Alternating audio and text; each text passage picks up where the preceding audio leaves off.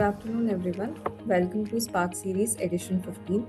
I would like to introduce our guest speaker for today, Mr. Vivek Sharan, founder and director at Ignify Solutions. He is a dynamic entrepreneur and business leader with over 22 years of experience in business management and consulting at regional and national levels. He brings strong expertise in sales, admissions, and strategy across education and fintech, having contributed to reputed organizations such as Finance Beer, Oak Ridge, Westbury Schools, and EVIC Smart Class in India and internationally. As the driving force behind Ignify Solutions Private Limited, Mr. Vivek Sharan has supported educational institutions with effective admission strategies and empowered university students to become career ready. He has also collaborated with leading boards and has extensive experience in B2B and B2C sales, channel partnerships, SOP development, and go to market strategies. We welcome you, sir. Thank you so much. And maybe just quickly switch on my cam for everybody. Is it audible to you, everybody? Yes, sir. Fantastic. Okay. All right. So a little bit of brief. If you can just tell me about the participants, it will be also great because I can see a lot of very senior profiles out here, a lot of doctors. So if that you can little share, it will help me to understand the profile, and then accordingly we can uh, put the next 1 hour so that it is extremely effective and and the students or whoever are participants enjoy the best of this last of the next one hour, and they are able to take a lot of learning from it. Any Yes. insight that you can share about the participants? Yeah, the candidates are from freshers to experience level as well. They are looking to start their career in new domains. All right. All right. Great. Okay. So thank you so much, and I'm glad because this is one I keep doing it. I'm a regular guest speaker to a lot of such events, a lot of such platforms, and it's purely out of passion because I love interacting, love helping, especially the students, freshers, and experienced people who want to really get into the job domain and experience the best possible career for themselves. I have a quick presentation which has certain learnings for all of you. Let's go through that, and I would like to equally keep about 20-25 minutes of my time to help you with any kind of question that you have in your mind so that you can ask those questions and I can help you with that. I have just to quickly take you to how and why I'm into it. So as I was just introduced, almost like 22, 23 years now. It's almost like 23 years now. I've been working in this space of, especially with schools, colleges, in the space of admissions marketing, career development, interview readiness. These are the core areas of mine that I've worked. I have such platforms also where we help them for this. But of course, today we'll talk purely about how to help you and how to get your problem solved out here. So I'll take you to some insights, how hiring happens. And I'm talking about after hiring experience of more than about 1500 plus hiring that I've done in my career, and right from a very basic fresher level to a VP level kind of hiring that I've done in my career. So that insight I can share with you, and then you can post any question that you have in my mind. So let's keep all the questions for the end. Till that time, I'll try to quickly take you to some learning that I have prepared for you, which you can see the best out of it. So let me share my screen. Our focus would be to get you interview ready, job ready, and where you can get hired, and we'll have a journey for it. Let's say about 90 days of time. Why I'm not coming into that model of get hired in 10 days, 15 days, 30 days, because honestly it doesn't happen. If you're talking about getting a proper career start, which is going to be really rewarding, you need to spend about 3 months or 90 days to do a lot of homework and then be absolutely employable, and employable in a way where you're really able to grow well. So with me, I've already done the discussion, so I'll move ahead. Let me share some problem that you must be relating to yourself, like when you're trying to apply jobs, what problems you face. For example, you may be facing that, okay, I'm getting very low entry level hiring. My positions aren't great. I'm not being offered the right compensation which I deserve. Then the problem that you must be facing as a job aspirant is like when I go for interviews, my presentation or my preparation is very much similar to what my other candidates have come. I'm not able to put a very unique proposition of myself. Like So when let's say Saundarya goes, when Swati goes, or let's say Tejo, how we would be different when you go for interviews, how Tejo would, differently introduce herself, or how Swati will introduce herself differently.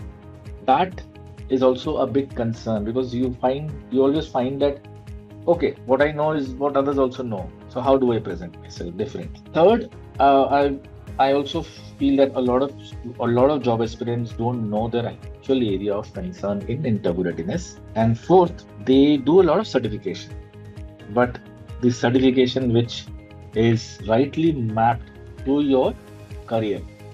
Now, I think, and for that, I must appreciate that what you guys are being, right now that you have been, associated, right now that you have been, with the Will Life Academy. So it's like these academies which are really mapped to what you learn and what you're going to aspire makes sense. But then a lot of students don't know where exactly to go and where exactly to learn and what to learn, what certifications I should take to make myself employed. Now, you should also know the problem that companies face, because if you know your problem and if you know what are the problems of HRs who hire, then only we can do a problem solving for the situation.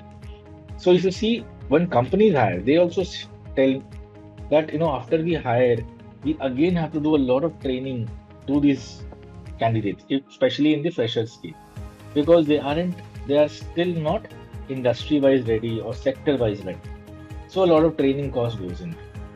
A lot of time they want to hire more, but they really don't get the right people. Third, even if they get hired, even if even if they hire, they say that not about 3 months or 6 months, the candidate leaves, because somewhere or the other the candidate also did not join with his heart and soul and was not ready for this kind of state. We just got the job, he joined, and then again they have to go back to the hiring process. These are the problems that even companies face, and we have done nothing less than about nothing less than 500 companies in my career I have interacted, and I have been talking to them what problems they face in hiring from that situation. Now I want all of you to just focus on this particular one slide. Trust me, the rest all will be aligned and around it. But if you are able to, let me close. If you are able to understand this, you are going to crack all the jobs in your career, and whichever company you're wanting to crack, you can. This is actually the biggest challenge that every job aspirant faces, and this is a journey that you will face in your career at least 8 to 10 times. Some of you must have faced, some of you are going to face. This is where you start from first, which is you have to go from 1 to 8 every time you have to crack a job, or you are going to get into an interview or a job one. You have to start with 1 and reach till 8. What is 1? The moment you start thinking about a job, which means you need to face an interview. Interview means it has to start very much first with the basic job research and company research. See, this is the most important area where a lot of students, a lot of freshers, and not only freshers, even a lot of serious job aspirants, experienced people do fail. They don't research. They don't actually go to the job requirements, JT, location, position, history, what has been the company doing, what are the core, why this position is there, why they are hiring, what are the growth plans they have. All of that research, without doing that, if you are trying to get into the interview, you are actually failing right here. Only when you do this job very appropriately and with good research, and today you have so much AI tools to help you for this, then only you should go to the next step, which is called the preparing a great resume. Now, problem, if you see, 90% of students, they have a resume, or other aspirants, job aspirants have a resume before, then they do the research, and they don't even change the resume. Every time when you have to go for a job, you need to have different resumes for different sector of job, different job positions. If you're applying in sales for a particular division, you have to have one resume. But if you're applying in something which is in growth, which is equivalent to sales, but you need to have a different profile or a different resume for it. Those skill sets will matter. As per the JD, the resume should change. So do that well. Only when one research is done and then a great resume. After this, what is the next stage that you need to go? You need to start applying it on various platforms. Now, see, every company has a different structure where they are more visible and they attract talent. Some attract through LinkedIn, some attract to Indeed, some attract to Naukri, some attract to only their website, resume section, or let's say job section. Some only hired through consultants. So you need to know where your recruiter is going to be. Accordingly, you need to apply on those various platforms. Only when you do 1, 2, 3, the next stage comes, which is facing telephonic. Now, see, basic telephonic round is the very, very first step. Without doing that properly, you will not reach to the personal round. Everywhere there is a rejection happening. We'll share you some statistics at the end, but right now just focus here. So after you face the telephonic round, you clear that, you are able to go to the virtual or a personal round. Then the next stage happens is you get a negotiation done. That okay, we like your profile, everything goes well, and the HR round. And then you have an offer acceptance stage, which is stage number 6, where you may get multiple offers from various companies. Let's say you are applying jobs and you get 2 offers, 3 offers in your hand. So which one to select is again very important decision. And then once you are decided, you complete the joining formalities. You wait till the joining date is done. In between, there is a lot of work they need to do. And finally, you are able to join. Now, when you see a stage 8, joining and getting inducted, see, trust me, a lot of people, once they get the job, they feel, okay, my work is done, I have cracked it. No, your story doesn't end here.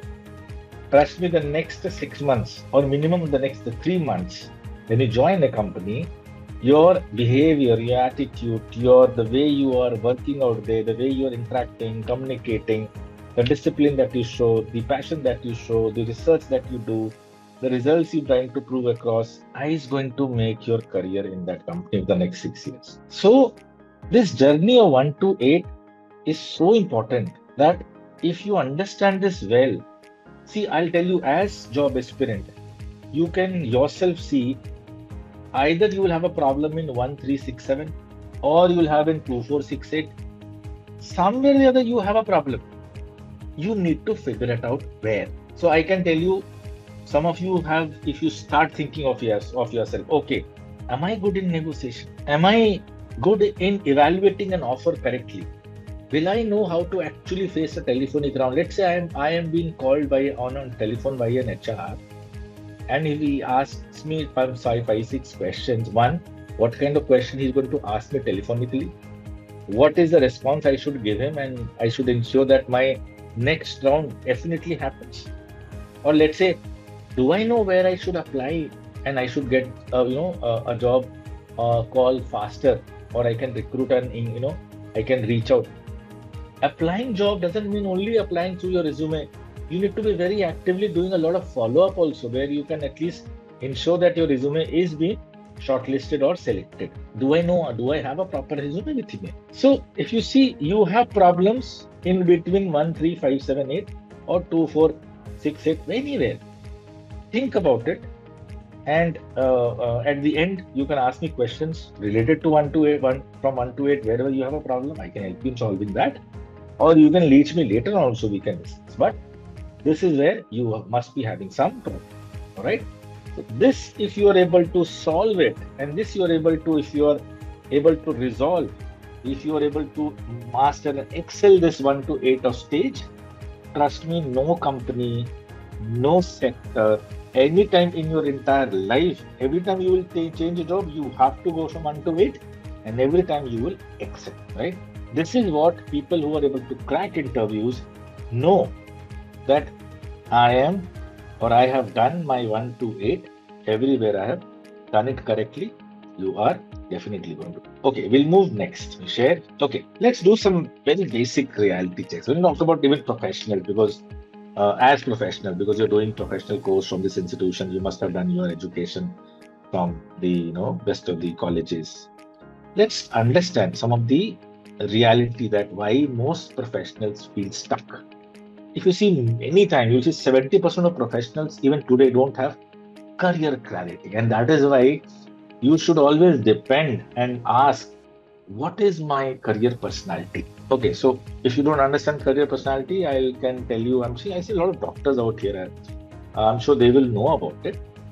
Career personality is a personality that helps you to do a particular job in a particular way which suits your personality. For example, I think like an entrepreneur, which means I am more of a planner, right?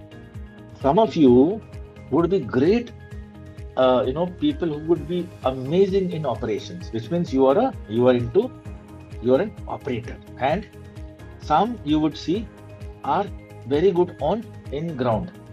So they are the forefront people who can do amazing implementation and the other things which across. Now imagine me as a planner. If I want to get into operations, I am going to definitely fail. So whenever you pick a job, you need to know that in that particular job, every job has these different roles: a planner or an executor or an operator. Planner, the work that you're doing, is that where you are doing a role which is of a planner and it suits your personality, you should do it. Otherwise, pick up something which is like, if you're good as an operator, then pick up as an operator only that particular job. Then only you can do it, and then only you can survive and do amazingly well. It's not that a CEO is everything in a company. The COO equally is as important as a CEO. That is why they come into the roles of CXOs. A COO, CEO, CMO, CXO, CPO. These are all people who are doing their roles in different categories, and all of them are absolutely as equal and as important as anybody. So you don't know, then figure it out. And there are personality tests available online. You can do that. You can have a lot of dialogue with people whom with you have worked. You can do a lot of introspection. You'll understand what personality you hold. As I said, there are only three personalities. You can be a planner or an executor or an operator. These three roles, you can figure it out, then only you know, and then only you will do good. Similarly, promotions equally don't, promotions don't equal growth skills. Actually, the industry relevance is very. Many of you would be switching jobs, but you're not, switching or not into going into the right direction. So working 2 times faster than peers, this should be your skill goal, right? And if you see the reality check, why most people have failed, because they are still, they are still dependent on AI assisted decision making. This is something which is very interesting today, which has come, that you start asking a lot of questions to AI, and that is helping you to decide. One way it is good, but the other way around is you cannot just depend on assisting and decision making only through AI. You have to start thinking, and you have to be very, very realistic in what you think. So that's the way you should see.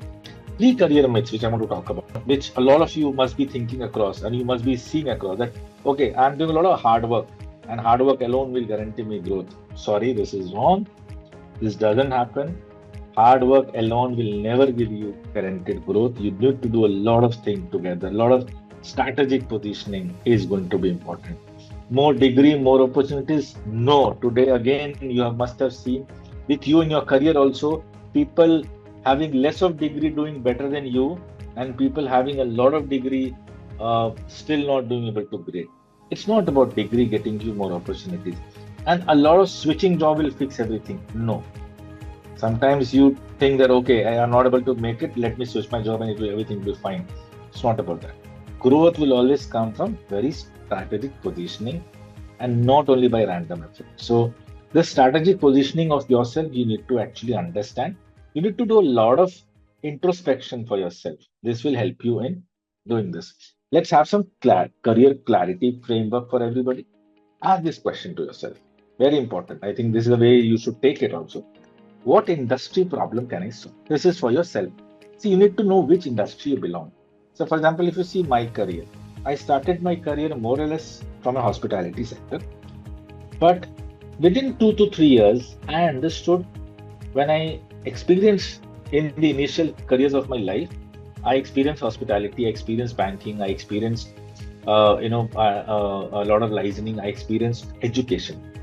When education came, I started feeling this is where I belong to. This is where I like, and I think a lot of problem that I could see in that industry, and somewhere or the other I could see that I can solve the problem, is what I started relating to that industry, and that is where I have spent so many years, and I feel myself absolutely successful in what I've done. You need to pick your industry, properly. Which industry suits you? Are you a pharma guy? You like healthcare, or you like ITS, or you like BPO, or you like APO, or you like manufacturing, or you like BFSI. Depend what sector you like and what problem you think that you would like to solve. Is it problem related to money? Is it problem related to education? Problem to health? Is it problem related to mental health, physical health? I don't know what. So you need to think about it and then choose. Then what skills do companies pay premium for?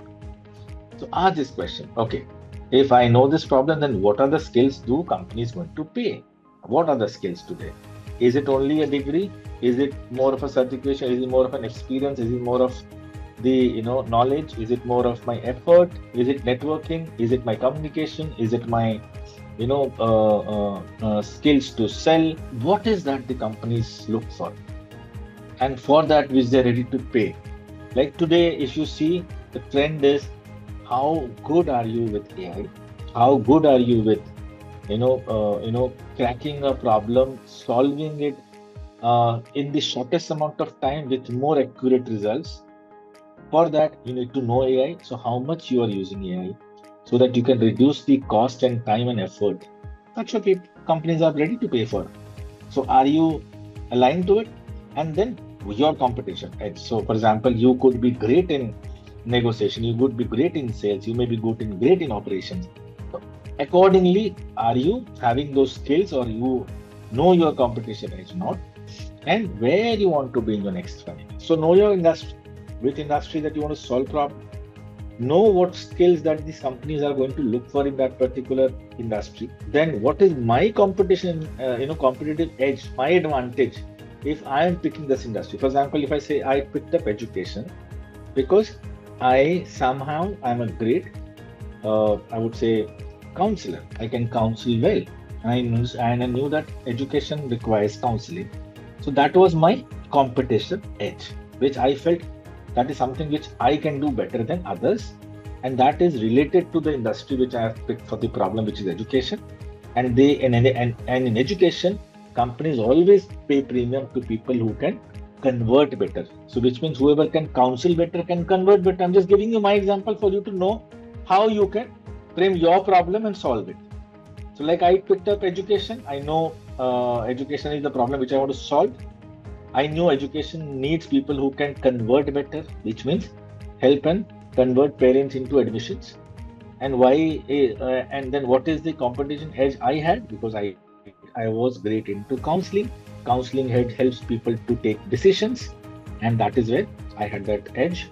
And where I wanted to see in my next 5 years, I wanted to see somewhere the other where I felt that I am really, evolving more from just a counselor to able to derive and create a proper solution in certain fields in education. So it could be like coaching, or it could be in creating a solution which can help learners to learn faster, or educators, or schools, or parents. That was the core objective that I wanted to see in my next 5 years. That I create a product, I drive a product which is going to solve it. So that's how you need to know a complete clarity of your career. Now, without answer, you drift, and with clarity, you accelerate. A very simple, statement that everybody of you should understand. Some industry, insight what companies actually look for. They look for people who can solve problem, not create, but solve problem. Communicate very clearly. Have an ownership mindset and commercial awareness. I think this is somewhere which a lot of people out you may not be well aligned, because you feel, okay, I may be good in 1, 2, 3, but when it comes to commercial, I'm not good in maths, or I'm not good in understanding the statistics out here. Trust me, this is where your competitive edge you're losing across. So commercial awareness is today's every company looking for. Do you understand maths? Do you understand unit economics? Do you understand, CAC, what is customer acquisition cost? Would you understand what is EBITDA?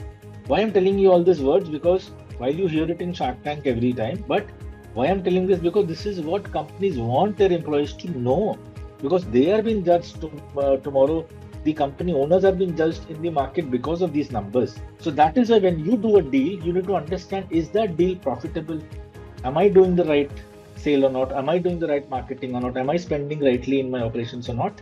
And then how adaptable you are. Because see today, the fast pace, the way companies change product, the way they quickly change their operation strategies, because what was working yesterday is not working today, and what will work today, tomorrow it will again not work. So changing it tomorrow, today you may be today you may be doing something in let's say in tech, a particular technology. Tomorrow that will change. You have to evolve, and you have to learn to the next level of technology, which could be the advanced level or another level which is required. So you are adaptable, then you are actually going to be in the eyes of the recruiters. So problem solving ability, communication clarity, ownership mindset. Now ownership mindset is something which I would say is my personal favorite, because if you have ownership mindset, now trust me, 1, 2, 4, and 5 will automatically come. So start thinking: is it that I can, or I am I owning it? Will I own it? That is why do not just go for an interview job. Do not just go for an interview. Go where you feel you are going to really own that product. You're really going to own that company. You're really going to own that position that you're going to take. Otherwise, you will just be a candidate in the interview for nothing else, right? So this is quite interesting, and you should make a note of it. Now coming to a lot of time, you would see that you would be switching your career. I see a lot of professionals also, or let's say tomorrow, being a fresher also, you may. So it's okay. Switching is not a big. Switching is always good, I would say, because I feel when I say you have to be adaptable, which means switching is a part of being adaptable. Now, if you want to switch, you have to identify what are the transferable skills. For example, when I was in hospitality, in hotels, I understood, okay, I have something which I can do good, is I can interact and communicate well with the guest. So my communication skills, my personality with customers were great. So I saw that can equally be transferred if I go to education and be into the education sales. So it was easily transferable. Then you have to understand the target industry gap. So the industry that you're going, what is the gap out there? And when you go, are you able to really make that contribution to fill that gap? Because again, as I said, you had joined the industry, you were trying to solve a problem. Similarly, when you change your industry, you need to know what gaps are there before. Otherwise, if you don't know and you just change it and you just switch over, and then you feel that no, that particular problem that they have, I don't relate to it. So then this entire switch will not be of any use. Then third, you have to build your skill base. So where are the skill gaps from this industry to this industry? Am I building it or not? And build it in advance. Again, your resume has to be again repositioned, because I always say, before you, who reaches your resume? And resumes get rejected, selected in just about 90 seconds of glance. So in 90 seconds, your resume will get selected or rejected. So that is why when you change your industry, your entire resume has to change from a particular format to a completely new format. Right? And then you have to start networking strategically, because when you are into a particular industry, your networks all start working towards that. So if I have, let's say, I have about 10,000 LinkedIn connects. These LinkedIn connects are again 80% of them are aligned to only education, because that's my industry. The moment you want to change, immediately you have to also start bridging to your new industry network, because today network is net worth, right? So what you have as your network is actually your net worth. So you have to start building in the new domain that you're going to start working If you have started thinking, you have to start thinking and even networking, and you have to change your networking right from now only. So that by the time you change, you already have built a substantial network. Do not switch blindly. It's like starting from zero.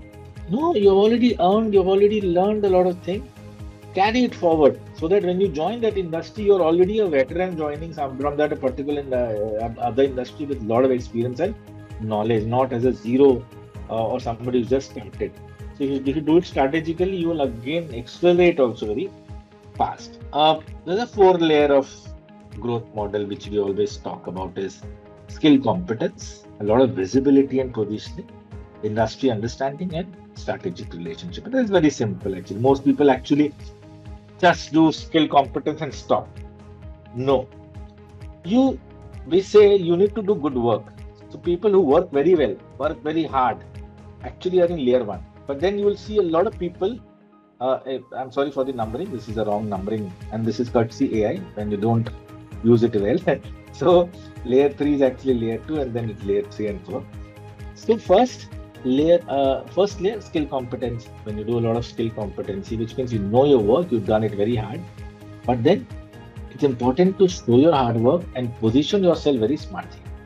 Because when you don't show your work, trust me, somebody will hijack your work, or you're not you will not even be knowing that okay, you have done that work. People will not even know, and they will only reap the benefit of the work. It's important to do your work and show your work. That is why visibility is very, very important. Put a name against your work. You don't see any painter not writing his name. They will write the name or they'll have a signature at the end. Why? Because what is the fun having doing so much of a good work effort and not putting under your name? That's a proud moment. So do it. Third, industry understanding, very, very important. Do not think, okay, see what happens when you go for your job. You join a job, you start your day, you are, let's say you're boarded a train, that you're going from X place to, let's give you, like I open from Mumbai, I see a lot of people going to the work place through train, or somebody travels by metro, somebody travels by auto, whatever. Please use your travel time into learning, industry building, and networking, so that when you come back home, you don't have to be stressed out. Come back home, then spend time on Instagram, do LinkedIn, do watch movies, Netflix, do everything. But utilize your travel time or other time in the day to understand industry, what's new happening, what company you're working, see the news, go to the news, scan for red alerts, go to their, check their financial stock markets, check what is trending in the industry today, in your particular domain that you're working, what new skill sets have come, who are the people who are doing good, a lot of motivational stories that can help you across in your industry. Start networking. Every time you're sitting idle, open LinkedIn, start connecting to those people, send them a request, send them a 2 line, a 3 line from your end. I'm so and so. I want to really, I'm quite excited to learn something different industry. I'm also from the same industry. Will it be possible to connect? Put your name and number, that's it. Trust me, 90% people will not reject, but they will learn, will be happy to connect, and they will press the button yes.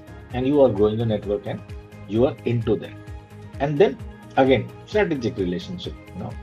Relationship has to be, when it is professional, it has to be strategic.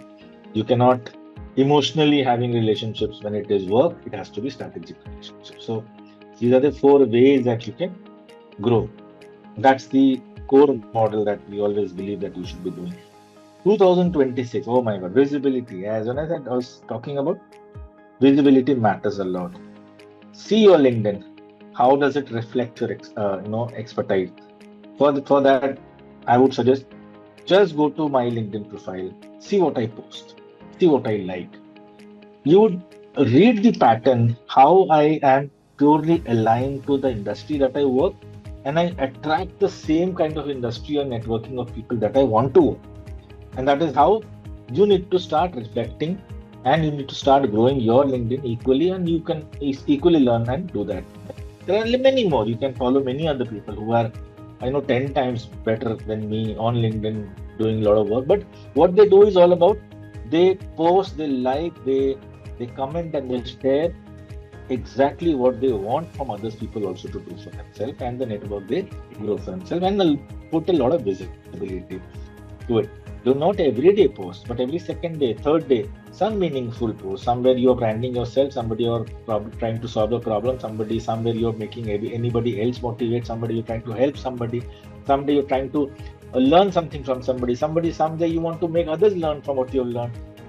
It's a strategic 30 days. May you should have at least 15 posts which are aligned to this particular. That is how you become visible. And when I say visible, your personal brand it has to be LinkedIn, which is going to be your area where you can professionally put your branding. So again, it's important that can you explain your value in 30 seconds. It's very interesting. I think I had faced this in one of my initial interaction with a very senior industry lead. They said, okay, Vivek, you have 1 minute, only 1 minute, and tell me why. And he said, I will have no other question. Trust me, I failed when I was in the initial years of my career. I didn't know what to say myself in 1 minute. So, because I think we don't know. But today, if you ask me, I can tell you. I can tell you in 30 seconds also. It's important that how you explain your value. That okay, if you're getting me, you're getting growth. You're getting me, you're getting customers. You're getting me, you get happy customers. You're getting me, you're getting your budgets in control. You're getting me, you're going to financially be viable. You're getting me, XYZ, whatever you want to tell yourself, that way.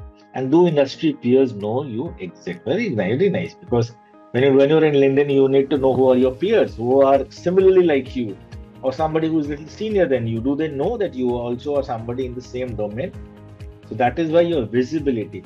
Please be highly visible. If you're visible on Instagram and you're tracking your, reels, how many likes and how many posts are happening. More than that, you should be absolutely likable and visible on platforms like LinkedIn, which is a professional platform where people should know you and know that you exist. So do whatever possible and ensure that you're doing a personal branding of yourself. How to reset your career plan the next 90 days. That's very important. For step by step, take a process. Find out a lot of skill gap that you must be having today. And I think the first step you must have taken already by being a part of the Win Academy that you are right now. So if you have done that, great. Just re-ensure that you are going in the right direction. Then month 2, you have to start practical project building and networking. Start identifying people around who are going to help you, who can help you in getting a proper job or recommending you in the industry that you want to get into. Because before somebody recommends you, you should ensure that you have done your learning well. Because if he recommends you are not able to perform well in that interview, that means you're losing not only one job but also a connect. And third month, resume repositioning and interview preparations. That's how you should actually plan and do it well. Do not start sending resume day one without preparing, without doing a lot of networking before, because you are going to then just haywire your entire 90 days plan. It's a strategically positioned structure of month 1 is skill gap, month 2 is projection. You have to build your project building and networking, and step 3 is definitely a lot of resume positioning that you need to do. Right? What are the mistakes that can happen? So when you start saying comfortable too long, I think if you ask me, one mistake I did in my career also is when I stayed for a long time in an organization. I would say I was a little comfortable there. I was enjoying that comfort, but trust me, because of that, I think I lost nothing about 5-6 years in my career where I could have grown to another level in that 5 years and have earlier, maybe another 5 years and before only I would have achieved to a certain level which I didn't do because of my comfortably staying for a company for a long. And second, when you are comfortable, you always avoid difficult conversations. Like you need to ask for critical feedback for yourself, and when you don't do that, you are actually avoiding difficult conversations. So conversation is to yourself also, that am I doing right? Am I doing good by just staying in this company for the last 8 years, 10 years, 6 years? Why I'm doing it? Why I'm doing it out? If I have already done substantially good results out here, done my learning out here, I've given back to the company with my best performances, then let me go ahead, maybe think of some more growth above, take a bigger challenge, challenge myself, take a difficult one, make it easy for myself, and grow. So that conversation you need to have it with yourself, you need to have it with your seniors, people who are going to give you feedback, so that you start working on that. It's important. Uh, a lot of people do not take risk because, again, I said that comfort makes you that why should I take that risk? But no risk, no gain. You have to take that risk. And tomorrow, I'm telling you, you don't take a risk tomorrow today. Tomorrow, something or the other will happen where you will be bound. And that time, you're not even well prepared, but you will be bound to take. So, better do a calculative risk, take it in advance, in the right frame and in the right situation of time, so that you actually come out of that very well. And do not wait for the perfect time. There's nothing called perfect timing that, okay, I'll get a job next year. This is not the best time. Next year, I will complete this, and then I will look for a job.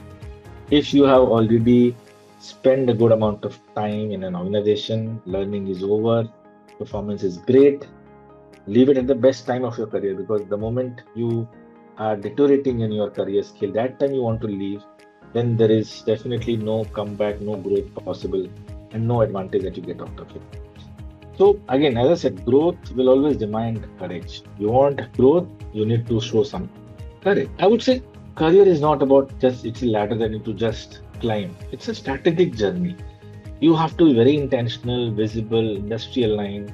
You should not be, staying too comfortable for long, and you cannot be avoiding difficult conversations, right? Some of the AI skills which everybody of you should today think of, whether you're doing, not doing, but you should.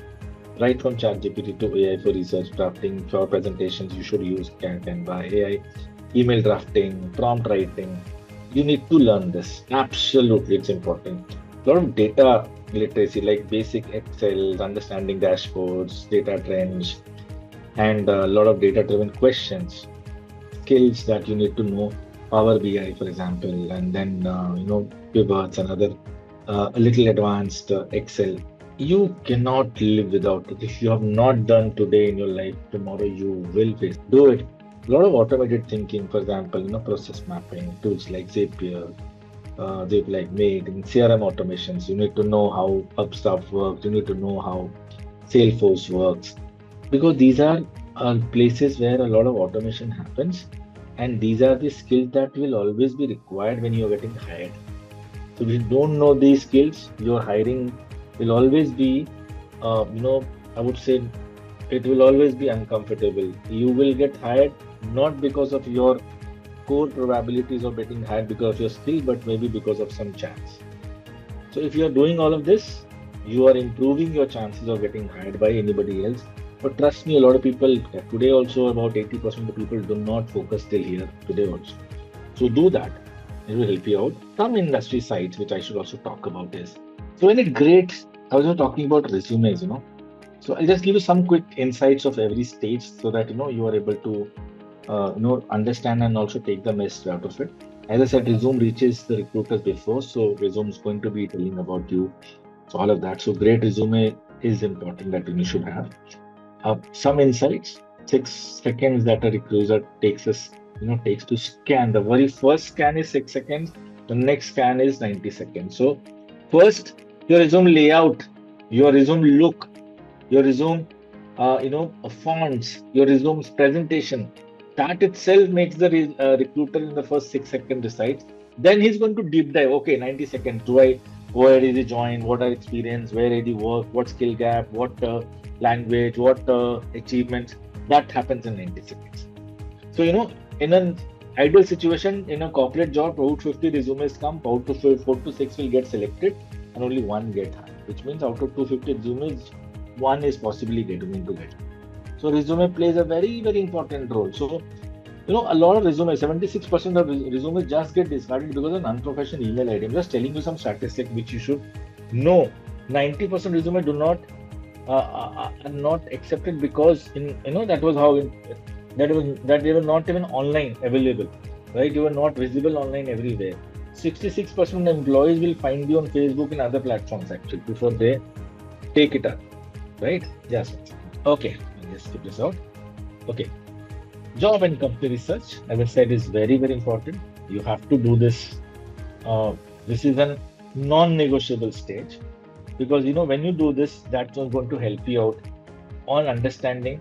And when you do this, understand the employees' reputation, job characteristics, people and culture, remuneration, and all that. Because when you do this well, you will see that top jobs and the research. For example, it is not only that you will be only hired. For example, let me show you some fact. You know, top jobs as per research for sociology major. What happens? You only apply for one particular job and one particular title. No, you would see when you research jobs, you will find that you are acceptable in a particular industry which you never knew till now. So, for example, somebody who's done a sociology major can be hired as a career counselor, guidance counselor, human resource, lawyer, media planner, market analyst, and management consultant also. Whereas maybe the sociology major is only known that I can only apply to market analyst. But when you research, you'll find that all these positions are also available for you. That is why research helps you a lot to broaden your reach. Equally, you should know that job search is not only done by just putting a normal resume and calling employees and appearing job fairs and sending emails. No, you should also club normal job search with reverse job search. What happens in reverse job search?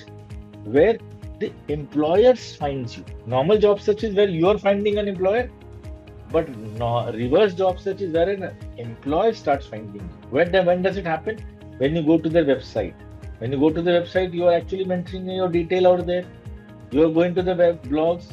You are going to the YouTube intros and putting something. You're putting a lot of personal branding for yourself. You're writing something which that particular company is trying to solve, and you're writing something on the LinkedIn profile or somewhere or the other. You are being watched. You are being equally seen by the recruiter. Okay, this is somebody who has some view on particular thing, and that's quite interesting, and he starts following you. A lot of network, professional networks, a lot of contact forms, followers. That's how when you club together a normal job search and a reverse job search, your job search becomes extremely impactful and meaningful. See, 79% of recruiters will find you on LinkedIn. They will go in a profile and see. 26% on Facebook, Twitter. If you're having a blog or anything, they are going to see you. So that is why it's important to be highly visible when you're getting hiring. Don't be sitting idle. Just expect that I'll put it to my consultant or I'll put it to the, apply on this thing on a Naukri.com or an Indeed and I'll be hired. No, today the industry has changed. You need to be highly visible. When it comes to telephonic round, be very sure. Why is telephonic round, being done? It's going to save time, save money, eliminates a lot of unsuitable candidates. It tests your communication skills for sure. So when you have something coming like this, have a checklist ready, be in a non-distracted room, have a pen paper, know your resume very well. Always try to use as much possible a communication, error-free, environment. If you don't have a proper network, try to use a landline number or something where you can always be comfortable to talk without there be disturbance. Check the time. Turn off any call waiting because it irritates you and it actually breaks your flow. These are important things when you are facing a telephonic round. Especially you need to revise and know your resume very well by heart. You can't be saying, okay, I don't remember which year I was there and which year, because that window of your information goes away, right? Coming to when you face a personal round. So personal round, the core objective is finding your flexibility, finding your response rate, finding your non-behavior, but non-verbal behavior, wanting to see whether you're able to control over the interview environment, how spontaneous you are, how complete you are, and whether you have the scope to deal with greater complexity to the question. So what happens in personal interview is all about this. It's not about your technical skills. I'm so sorry, but no offense to your technical knowledge. It is required. But actually, a personal interview does not check you on your personal trust me, if you're an engineer, they will expect you to know engineering terms. They will know that you'll have this. What they want to more know, how flexible, what is your response rate, how is your behavior, how spontaneous you are, what is your completeness altogether. Similarly, when you go for GD rounds, group discussion is actually again to see how is your group behavior, your communication, your focus, score, your presentation, content. That's the way they see in group discussions and see, because a lot of work today happens in group, especially in IT firms, it happens in groups. So that is why these rounds are important. You need to be well prepared, show as a leader what you can do, how you follow up, be yourself very confident. Listening skills are important, that you will, group discussion is not about talking loud and fast. So also about how you listen well. Interview attire, very important. What you wear makes you look confident. How you wear. So do not ignore it. That okay, I know I have to only wear that you have brought a brand new shirt, but it is not well ironed. I'm sorry, I will not like it. I'm okay with a older shirt, but it has to be creased. So you need to know what tie goes to your shirt. If you're not wearing a tie, it's okay. Wear a blazer, something which makes you well. Similarly, a female, you need to know what kind of culture in company that you're trying to go. If it is a culture where they are more into wearing formals or western, so adopt to yourself. Go for the interview in that, because make them see you as a part of their organization from day one, rather than then assuming that no, this may not suit to us. She looks quite traditional. So I'm not dissociating or not discouraging anything in Indian traditional or whatever. I'm absolutely with it, depending on where you want to go and how does it go with it. So accordingly, interviewing with your best, this thing is always important. Even if you're in a normal Google Meet or a Zoom Meet, you have to be highly presentable. You cannot ignore, right? So these are very basic things, how you are putting your eye contact and other things on. So you can just be ensuring that you don't smile. 38% people don't get interview calls, right? 67% fail to make eye contact in an interview. I don't know, why can't you see in somebody's eyes and talk? What's the harm? What will happen? He doesn't hire you, doesn't hire you. You get another call. But trust me, when you see in his eyes, you're more probably to get hired, right? 33% have a bad posture. They don't sit properly. I don't know what's the bigger deal. Understand how sitting is important. As a female or a male, how you should sit in front of a recruiter, be it on an online call or a personal this thing. Your posture is going to be giving and talking about your confidence. So practice it. It's not a very difficult to. Today AI is helping you. Today everything is available. Just practice it and go it. It will make you crack it very easy, right? Your handshake, again, practice it. It's not very difficult. You have to have a proper handshake, not a very harsh one, not a very soft one. Learn that when you should handshake, when you should not, right? So all of that is going to be important. You need to understand this and do it. Similarly, interview communication skill, which I want to always talk about. There are two kinds of skills. One is your normal communication skill, and one is the interview communication skill. Normal communication skills you cannot do it in 90 days. You cannot. If you don't have a great English communication skills, 90 days is nothing for you. You can't do.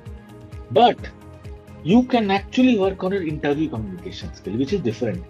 Interview communication skill is not about speaking fast in English and using right jargon words and everything. No, listening, straight talking, giving right non-verbal communication, managing stress when you're talking, and an emotional control to your language or what you're using is actually the right interview communication. You can always say that I'm still working on my English communication, but I'll try my best to answer the question with my best understanding in your language. Trust me, the interview will like you. Oh, great! The good handshake that talks about your confidence. That is again an interview communication. You're pronouncing the interview's name properly. For example, know who is going to interview you. If it is Vivek, then call me Vivek. So thank you, Vivek, for inviting me. Let's say you don't pronounce my name correctly, then I have a problem. But it's not difficult. You can know my name and do that. Let the interviewer talk a lot. Where you lose your marks, where you feel that I will talk more and I'll impress. No, it's always the other way around. The moment you talk less, to the point, and let the interviewer talk more and always more, will help you win that. Because they always want people who are going to be a part of it, and especially when they want to join, they should be listening. That's right. Smiling makes a great conversation, confident posture, energy. Energy. See, be it 3 o'clock or be it 5 o'clock, be it 9 o'clock, be it whatever time. If you have given a time to somebody, Your entire energy is for that particular reason.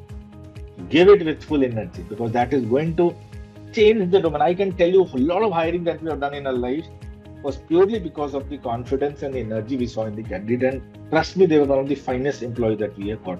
Rest, everything can be learned. Skill aa jayega, learning aa jayegi, all of that will happen. But this cannot happen if you don't have it. Going next, negotiation. I think this is something which all of you should start.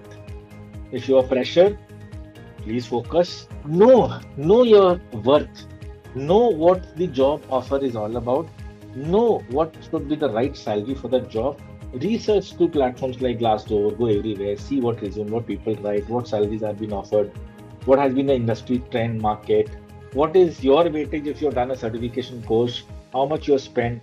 With that, what value you can create, what more business you can get for the organization, then get a value for it and see. And if you want, then put your negotiation. Negotiation is not only about salary. You should know what are the other negotiation possibilities, be it travel, transport, health, medical. I know it could be bonuses, stock option, pension, profit sharing plans, employee education, lot of stability, parking. I know even parking is a negotiation in salary. People, in Delhi, people negotiate on even parking. That okay, I have a car, you have to allow that parking. That should be a part of it. I will not pay for it. Vacations, leaves, anticipated work hours, relocation. These are all a part of your negotiation, which you need to know and do it every time you're into a job. Trust me, you're a fresher or an experienced people. Just don't negotiate on salary. Yes, salary, of course you should.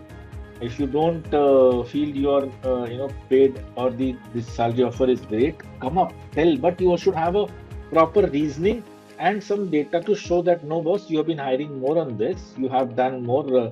Industry standards talks about this much of this thing. I expect this much because I can deliver this much for you. Be very soft on it, but you need to always ask for it if that is it. But that will only happen if you negotiate, if you do the research well. So that is why it is important that you should do it. Again, I am done with what I wanted to talk about basic on the interview readiness and what are the current industry trends and everything. You can follow me on LinkedIn. I'm on LinkedIn. You can just type Vivek Sharan 79. You can see me on LinkedIn. You can connect me out there. You have my number. Anybody wants to ask any question later on, you can. If today you are not able to ask. But right now I'm open for any question and I'll be happy to answer any question that you have in your mind. It could be from any industry. It could be as much. I can try my best to give you an insight on what problems you are facing or what industry you want to get into. And I'll try to best to answer you. Go ahead. Anybody, any question that relates you, maybe, or maybe I can talk about that 1 to 8 from the basic company research to joining, where you feel you have a problem. You can ask question there. I can help you in solving that, how you can solve it. And I'm talking about done more than, nothing less than about 8 to 10,000 counselings of students and job aspirants have done in my career. With that experience I'm talking. So you can be rest assured that you'll have a expertise answer to what you ask. Of course, it should be in my knowledge domain for sure. Go ahead. Any question anybody has, you can raise, you can ask. Excuse me, sir. Yes. This is Hamza. Yes, Hamza, please go ahead. Sir, I completed my graduation in 2017. 2017. Yes, sir. Later on, Okay. I had a career gap. Okay. But I am passionate about the clinical research and the data management. So I joined the course to upskill my work. What are the possibilities or difficulties I'm facing in right now is selecting my resume for the job is very I missed your your last line. suggestions. I missed your I last need- line. Okay. Yeah. I'm facing a problem like selecting my resume for current positions are trouble as I have a career gap. So do you have Okay. any suggestions? Very good. Very good. I think this is something which happens especially with a lot of female. A lot of time you need to have a career gap for education, health, or let's say, situation where you get married and you need to spend some time with family and all of that. See, career gap, no worries. Career gap is always a possibility, but you should very smartly show what did you do in your career. So one, everybody who has a career gap or who has or will be planning for a career gap, please, one thing you should always do is always have a freelancing profile for yourself. Create it even today, where and a freelancing which in the industry that you want to work or you are want to get expert. For example, in clinical research. So research, if you are doing something in that, Hamza, create a freelancer profile. Start looking for assignments which can be in the domain that you're looking for, and then you should always fill up your resume mentioning that you were doing consulting or freelancing in this gap duration, so that you show people that you were not sitting idle. You were doing some work, you were contributing, you were learning. Also add to your career gap the kind of learning certification that you have achieved in that period. So career gap is about, it's a break from a regular job to something else which you should show in your resume. If you haven't done, do it now at least, and fill it up, show it. What will happen?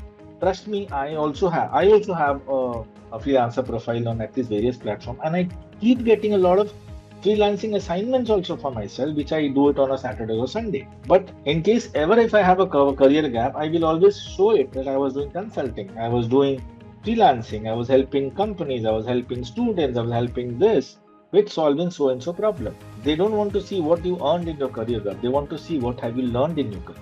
So please fill it up. And if you have done your graduation 2017 and after that you had a long career gap, okay, no fine, no problem. But now you're starting, try to fill it up with this. Quickly do some assignments, take some positive, possible internships on somewhere or other where you are able to show some learning that you've done in that particular domain, and fill it. Do not worry. Do not worry. If you are confident and you are able to speak confidently about your career gap, trust me, your interviewer will never feel bad about hiring you. They'll say, okay, that's okay. She has been very confident. The career gap was planned well. So you need to see whether it was planned well or it was the forceful career gap and you didn't do anything in that. The problem is when they don't know that what did you do in your career. They're just sitting idle. Then they're like, okay, this person has no career aspiration, no learning aspirations, no future aspirations. So that's how you should actually, show your career gap, fill it up, and also right now evolve your learning possibility in clinical research that you're trying to do. And you can get a lot of research assignments on platforms like Fiverr, Upwork, and there are many more today who can get you out there. Thank you, sir. Yes. Thanks a lot. Sir, Yes, Princey. hello, sir.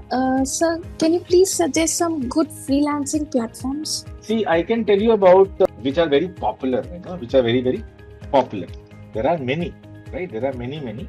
But where you can get a lot of assignments today, which are even actively giving you. One, it will also depend on what is the kind of work that you want to do. So for example, for website developers, designers, for them, Fiverr does work. But then there are many more freelancing profiles, like Upwork is there, then Freelancer is there. So these are the immediate, I would say, these three: Upwork, freelancing, and Freelancer. These are the most common and most preferred freelancing platforms today. But if you can tell me your industry, what is your industry? The healthcare. Healthcare. So always, whenever you get a doubt, always do some research, figure it out, ask Gemini, ask GPT. They can help you for sure with this. Always, you can always reach us.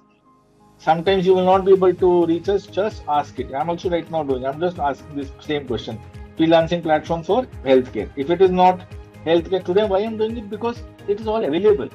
Had it not been there, I would have definitely given you. So they're saying, see, Upwork, Freelancer, and Truelancer. This Truelancer is a new platform which can help, which I was not aware. You see the difference. But Upwork, Freelancer, and Truelancer are the best platform where healthcare-related freelancing jobs are there. I'll just text you on your chat box. Just one second. Please go here, create your profile, and create your profile again with the use of AI. Please do. Right? Wait, let me type where I can message. Is there an option to message anyway? Okay, there's a chat box. So you see, this is for you. Just see these three: Upwork, Freelancer, and Truelancer. Okay, sir. Thank you so much. Right? Please create a profile, show some work, take some help of your friends, before that now, create a very strong LinkedIn profile. Share your LinkedIn profile because people will only see your profile, I would say, authority.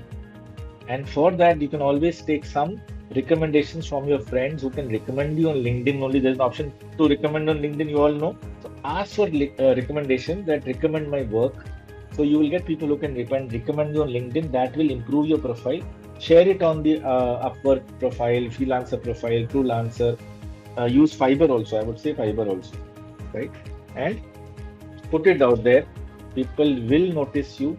Create a good profile. Have your image, picture, your work, your last assignments, and how committed you are. What are the core expertise that you have in your this thing? Create that profile, and be put it and download the app on your mobile because a lot of time people don't respond on time on freelancer platform, and freelancers are on freelancer any platform. Your response rate is very important. So if you're just creating on your profile and living on your laptop and you're traveling, you're going out and you're not able to respond on time, you will be losing assignments. And if you don't get assignments in freelancer, you will never get noticed and you will not get more assignments. So download the app on your mobile and then do, right? Okay. Hello, good evening, sir. Yes, Dr. Sadaf, please go ahead. Yeah, sir, first of all, I would like to say that your presentation was very informative, and I think it will help all of us a lot. Thank And you. yeah, so I have completed my graduation just this year, and I have Okay. completed my graduation in BDS. So I just wanted to know, like, how can I, apply for the jobs and like how it will be beneficial for me. And basically, I'm interested in medical coding because it attracts me a lot and it's very interesting too. So just if you can help me out in that, it will be very nice. Okay. So when did you complete? I just completed this year my graduation. As BDA, right? Or bachelor's in dental. Dentist, dental surgeon. Okay. Okay. Yeah. So you're not planning for any assignments as a dentist, opening your own clinic, something that you don't have in your mind right now? Yes, I have in my mind that I can open a clinic also at the end, but not like right now. Maybe ultimately I will open a clinic of myself, but I'm not thinking about opening it right now. And I just wanted to explore more because I know I have my degree. I can go back to my degree, so I can just try and explore more. And it's just adding skills to my resume, so I don't think so it has any disadvantage of doing this. Okay. So have you created, are you doing some medical coding courses also? Yes, with CLRI only, I have taken the combination with the clinical research and medical coding. Okay, very good. Have you researched which companies hire in this kind of sector? So what is the best way? What is the best way is, if you're a fresher, and this is an open, suggestion to all freshers. First thing that you should do is make your list of top 50 companies that you can work and you want to work. And before that, decide your city where you want to work. So let's say you are limited to Hyderabad, or let's say you're limited to Bangalore, or let's say you're open for Bangalore and Hyderabad both. Then research the companies, 50 such list of such companies where you want to get into in these cities. And then once you know the city and the company, then look for the right job positions. And then you should start working towards attracting these companies to see you by applying on their website, putting your resume, seeing whether on other platforms they have open jobs, connecting through LinkedIn to their recruitment managers, and substantially your probable hiring manager or your head of manager, whoever is going to be in that company, sending him, start following those company pages, right? Sending email with your resume, reaching out to that company hiring manager and putting a line word that my interest has been your company where I want to really work and this is my expertise. I want to connect and I want to share more.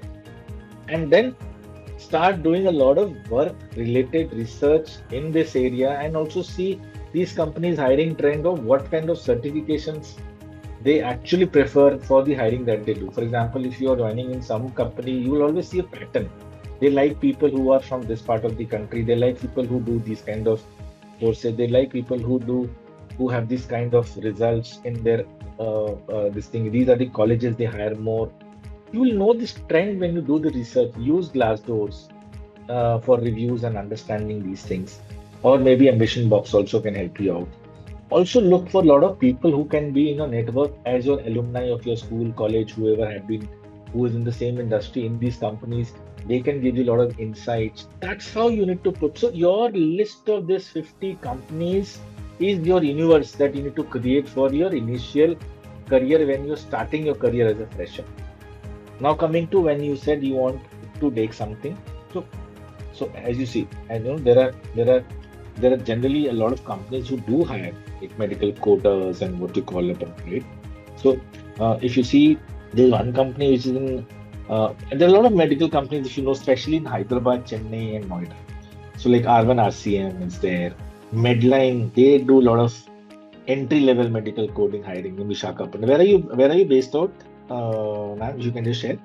Actually, right Which now city are you I'm in based? Bangalore, but my hometown is in Kolkata. Right now I'm in Bangalore. Sadaf, you're on mute. If you can share which city you belong to. Hello. Yes, sir. Yes, Dr. Sir. Yeah. Yeah. Right now I'm in Bangalore, but You're actually in my Bangalore. hometown Yeah. hometown is in Kolkata. You are Hometown is okay. Kolkata. Your hometown is Kolkata. Okay.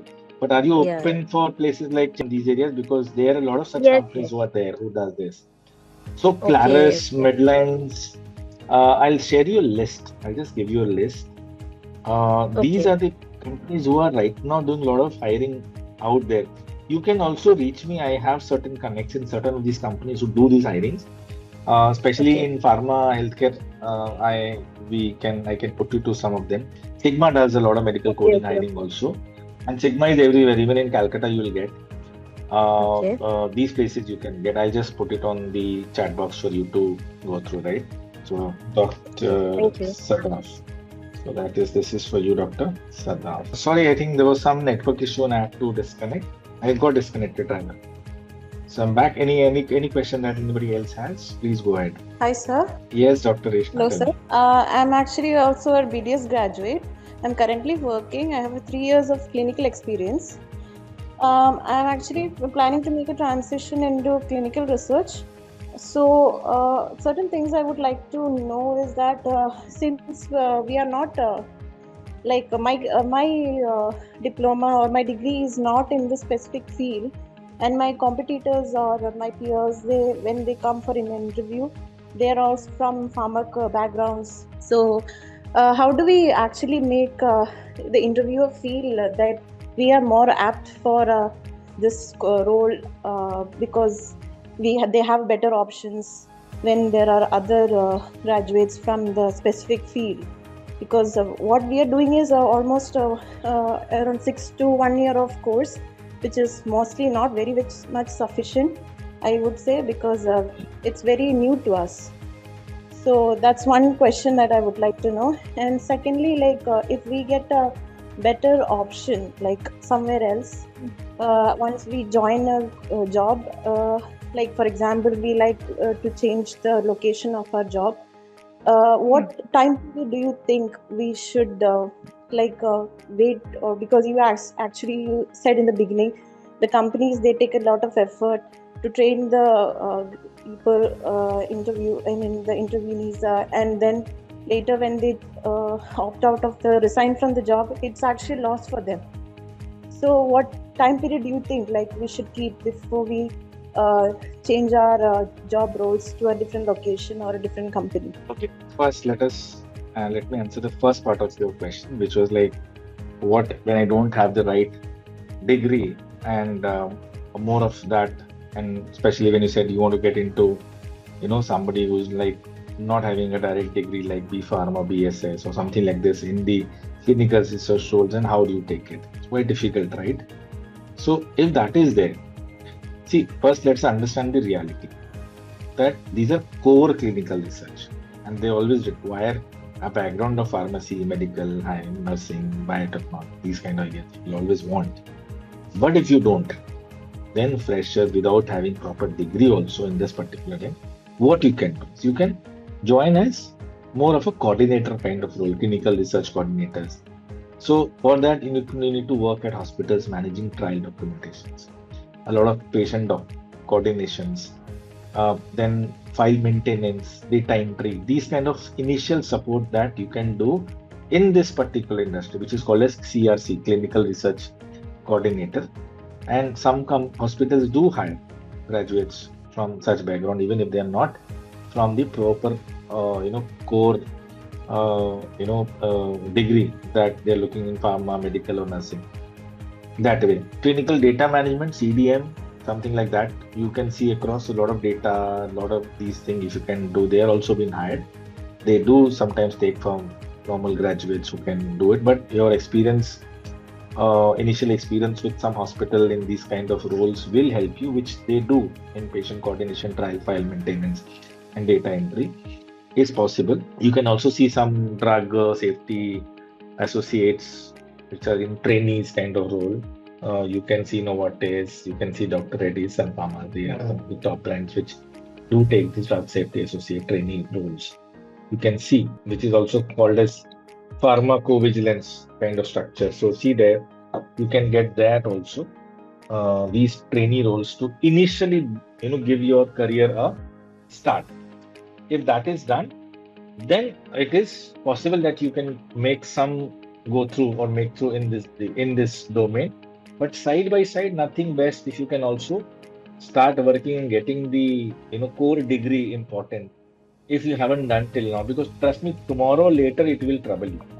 Now coming to the second part of your question, which you said that what is the right time to leave an organization. One, when you join, of course they have a certain time period. So when you join a company, at least see 2 to 3 years that you're going to be there, and depending on when is your career, whenever you start. As a fresher, I would always suggest a 2 to 3 year of minimum time you should spend in a job when you start your first career. First 2 companies, 3 companies. In about 6, 8, 9 years, you should not change more than 3 companies. 2 companies, 3 companies. In the first 7, 8 years, 9 years maximum. Thereafter, you should start seeing that, okay, how I can take. Some people, they don't leave their first job for about 8, 10 years, which is a big, big mistake. Initial years, 2 years, 3 years, change your job. Look for something else, or at least change your department. Go for a bigger or better scope. There are all inter-department coordination possible. At least you are changing an environment. You are making yourself more, addressable, and you can learn more. Do that. If possible, change your company. Change the core or company from there and join somewhere else. Take up that assignment, but stay at least 2 to 3 years in your initial years of your job that you do. Later on, it will all depend. Somewhere you will always leave in 1 year also, somewhere you will leave in 3 years also. That time it all depends. What is the growth, what is your learning, what kind of companies you are taking up, and how much you are able to see that you're enjoying and learning is happening and your growth is not getting hampered. You're remunerated well, you're compensated well. If not, do not stay back. Just keep learning, keep changing, keep learning, keep changing. That's the way it should be, especially in today's arena. It should be like this. Thank you, sir. Good evening, sir. Good evening. Sir, I have a doubt regarding our resume screening is the first step, as you said. So how many, what can we do to improve our resume? Like how many, one page, is it enough? One page CV or resume, is it enough? Or what can we include or what can we exclude from our resume to avoid that, getting failed or something? Can you explain on that, sir? Resume should never be more than 2 pages till you have not achieved 30, 25 years of experience. Till that time, your resume should never be more than 1 page or a 2 page. Initially, till the first 8 to 10 years of your career or 15 years of your career, 1 page resume should be good enough. After you have done 15 years of your career, you can have a 2-page resume because your work experience will go more, your learning will be shown, your achievements will be shown, and all of that.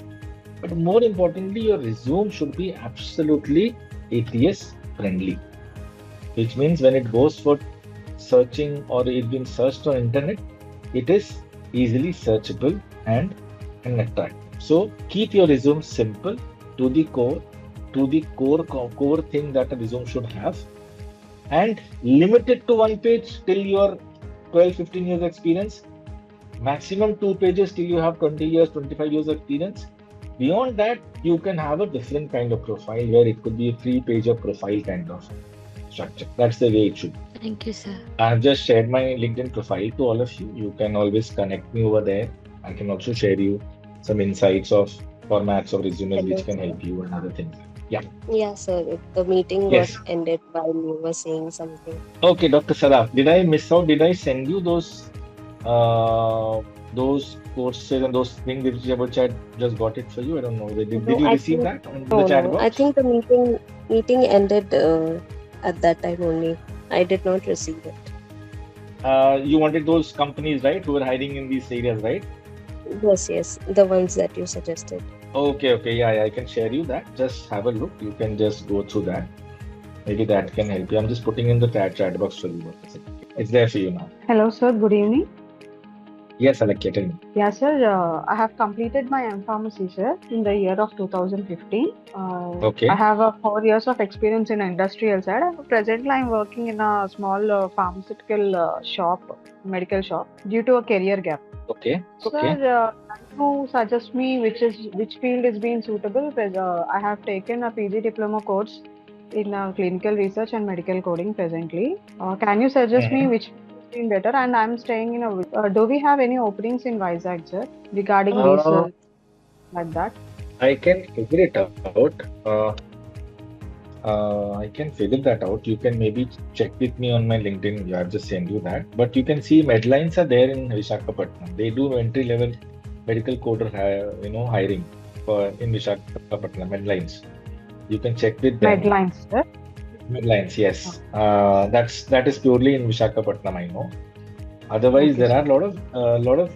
But if you're okay for entry-level hiring, I can suggest you some companies which can work out. I can share that to you. Maybe you can refer to that and you can see. Okay, sir.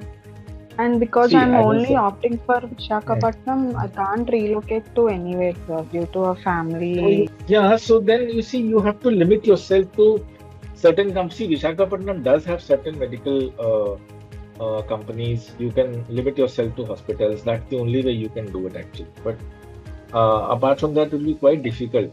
But then, since it is Visakhapatnam, I would equally suggest you that you need to be, your degrees will matter. So try to do some more learnings, for example, this kind of certification that you've done with Win Academy. This is good step, very nice, right? Make best use of it, put it everywhere. Try to reach out boldly to the companies that are there. Tell them that, boss, I've done these kind of learning. This is now I have done, and I'm doing also these things. I want to get into these kind of roles. Be active. If you're active, Visakhapatnam has the potential to give you a good job offer out there, right? And in case you find any difficulty out there, you reach me out if I can help you out, because I have a lot of placement drives which keep going on in my own network. I can share you those placement drives. You can be a part of those and you can apply for it. Okay, sir. Thank you, sir. Hello, sir. Okay. Good evening. This is Glory. Yeah, good evening. Sir, I done my PhD and I have a 9 years experience in manufacturing API or a regulatory office. Wonderful. And now I got the 6 months career gap and I joining in clinical research here. And how it is going, I don't understand. Everything is new. And I need to recreate my career again. Yes. I don't know, but okay. So I can suggest you one place. You can go to my platform. Their resume creation is absolutely free. You can just create your new resume, and you can build your resume out there without any payment or anything.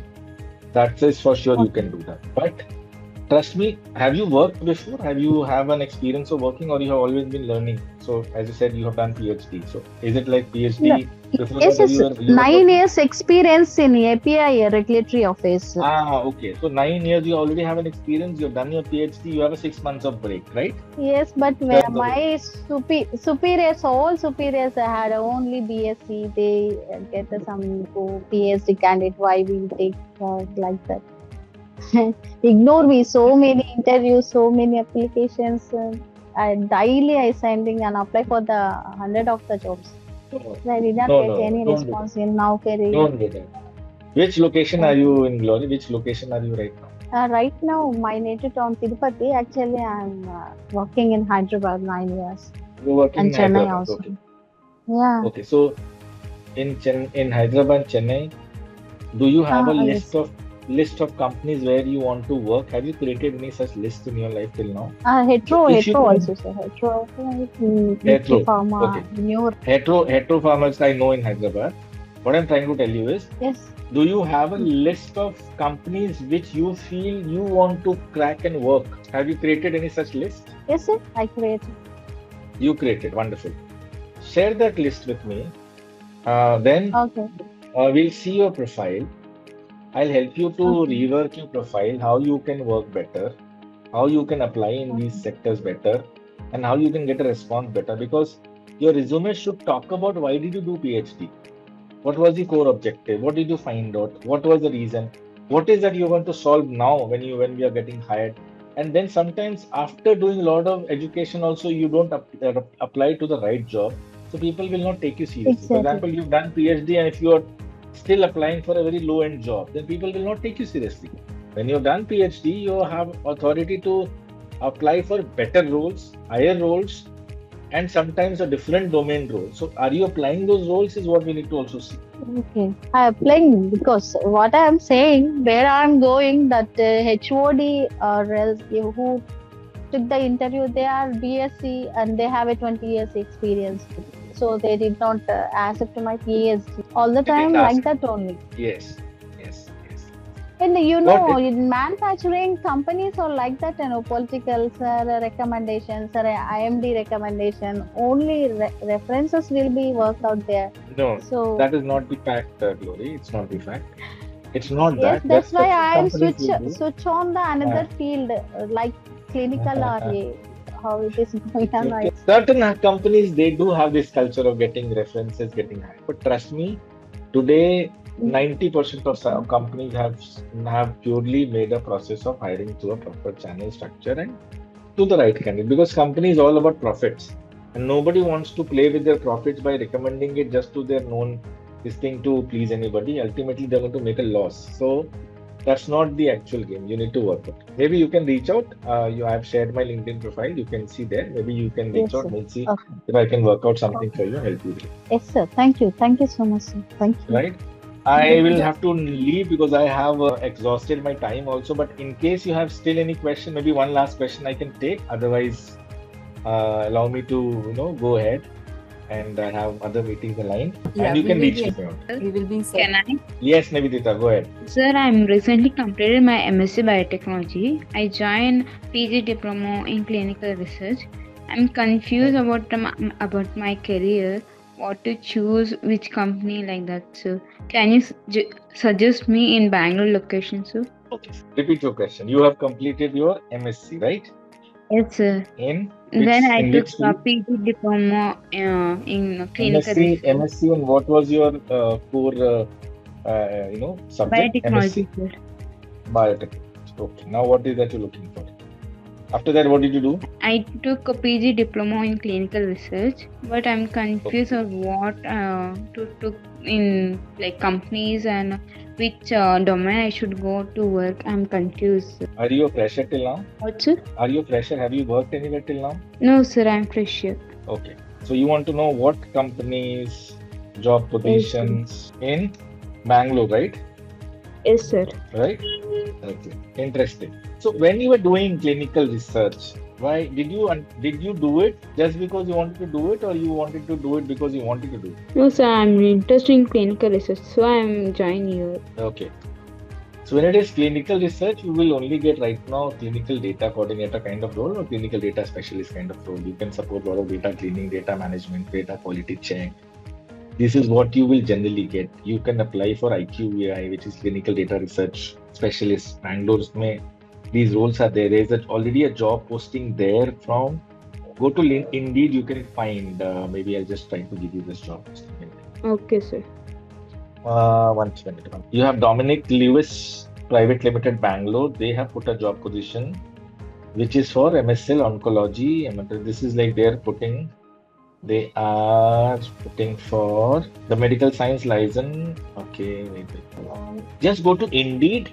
You will find out clinical research fresher roles in Bangalore easily. There's already a lot of hiring happening. There is a quantisate data roles which are there in Bangalore. That is also hiring right now in your domain. Then Accenture is also hiring. Accenture Bangalore is hiring right now clinical service associate. This is also available on LinkedIn. Wait, I'll share you the job profile. This is for a fresher only. Maybe you can apply here directly. You can apply on this, right? This position is already there for you. You can apply. Then I can suggest you clinical trial assistant role is also there on Indeed for pharma companies. Medical writer entry level job is there on LinkedIn. Analytical support role is there on LinkedIn. You can do that. I'll send you some core companies on the. Wait a minute. You can just see your chat box. Can you see your chat box? Just try this out. It's already there.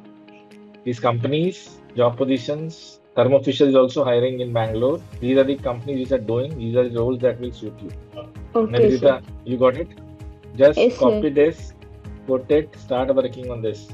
See, everything is available, even on the AI platforms. You can just put this, you will get this, where to do, what to apply. But thereafter, just strategically start applying, right? And you can get the opportunity, right?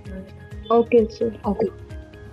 All right. So Uh, I will have to take a move now, if it is okay. Is Yes, the host thank you available on the call? for joining us Excuse me, today. sir. It was a truly great Yeah. session. If there are any other questions, we will be forwarding it to you, sir. You I'm can sure do our that. will take this guidance in the right direction. We truly appreciate your Awesome. time and expertise you have shared. Thank you. Thank you, sir. Thank you. Thank you so much. Bye. Thank you, everyone. All the very best. Bye bye. Thank you, sir. Thank you so much.